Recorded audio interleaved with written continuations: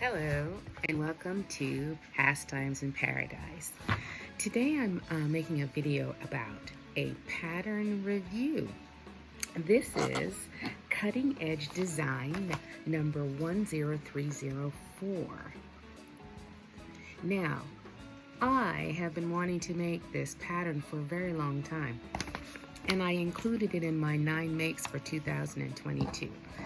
If makes and sewing and pattern reviews and fabric hauls and things like that are something you're interested in, go ahead and hit subscribe and like and press that bell, and anytime I get myself around to doing one of these videos you'll get notified. Let's get right back into it. I had these cutting edge design. I have like maybe 5 of their patterns, and I have been dragging my feet about making something from them. I love their designs. A lot of them really have some really great, almost ready to wear feel to their patterns, and I don't know what was taking me so long. But in January, I saw all these people making these 9 makes videos about the things that they were going to handle, and I tried to put the things that I was being slow at uptaking on my 9 makes. So one of them was this cutting edge design. Now, this one is called In the Trenches. And I have the finished garment here. Well, not quite so finished.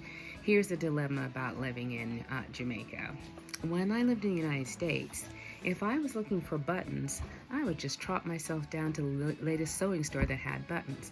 But unfortunately, where I live in Jamaica, the fabric store, they have some nice buttons, but everything is very basic, circular, flat, several colors, but this baby needs some nice buttons.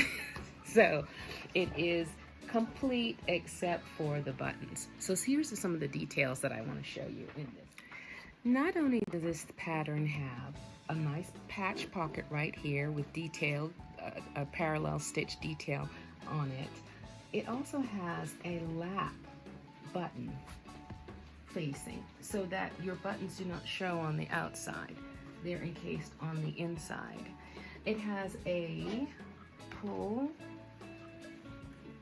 drawstring to make it form-fitted, but here is what's also beautiful about this. It has a back shield. Isn't that gorgeous? It is a back shield. Let me see if I can get it all the way around, with a back pleat. All right, now the sleeves have a nice placket and a fold back cuff. Very, very beautiful. Now, unfortunately, only it needs is some buttons, right? Also, so this pattern has 2 parts. It has the jacket or the shirt, and then it also has a drindle skirt with a back pleat, set in pockets, double top stitched, triple elastic waist. I think it's a beautiful set. Came out so lovely. Now, I'll talk to you about this fabric. Now, like I told you, my local fabric store, it's not the sort of fabric store where you can order things. Like if you needed some Kona cotton and you needed it in peach, this is not your place. You kind of have to go there, see what they have, whatever they've imported. If you can work with it, fine. If not, so that you can buy what you see. Don't plan on coming back and seeing it if you really love it. You could go there that day. You better buy it all when you're right there.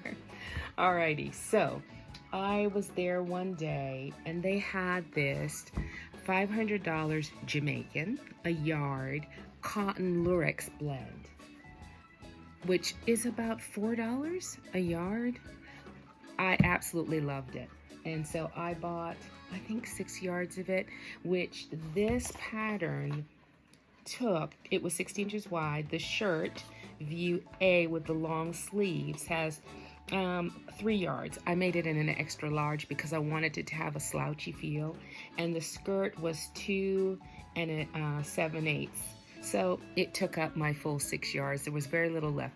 There was enough left for an Ogden cami though, so I cut that out. So I did not make that yet, but I thought that could be good too.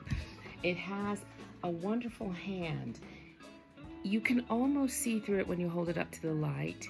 It has a mesh quality to it, but it's substantial. There was not a fabric description on the bolt, so I can't really tell you. I know it's lurex, and I feel like it's a cotton.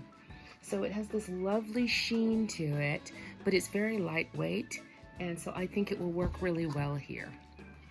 So some of the things about this pattern that were really stunning is the cutting line designs. They really go out of their way to show you very different ways of constructing a garment, and the instructions are so detailed.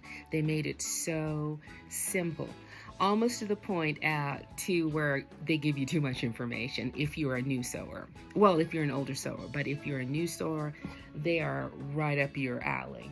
I had no problem. I could trust them fully. There were no gaps in the instruction where I had to make a jump or a leap and figure out how to do it. It was, especially putting in this lap buttonhole. You know how sometimes you can get confused about which side does the facing go on? Do I have it in the right space? At least I do. Maybe you don't, but I do. And so one of the great things about this pattern is every single step and every single suggestion, and often they give you multiple possibilities of how to do something. You could have done this in 3 elastics to make a 3, or you could have done it in a solid. They had all sorts of different alternatives for how to make things, and little sides that showed you how to construct something on an even more intricate level. For instance, I know how to do a patch pocket, but they had specific instructions on how to get that curve just right, and how to play, and they had specific instructions on how to place the very first button in this lap buttonhole strip, measuring it at your breast point so it won't gap at your bra. It's just really, really, really, really well done. It did take me a little longer to do this because it was a shirt. And I really enjoyed it. So I think you should give In the Trenches by Cutting Line Designs a shot.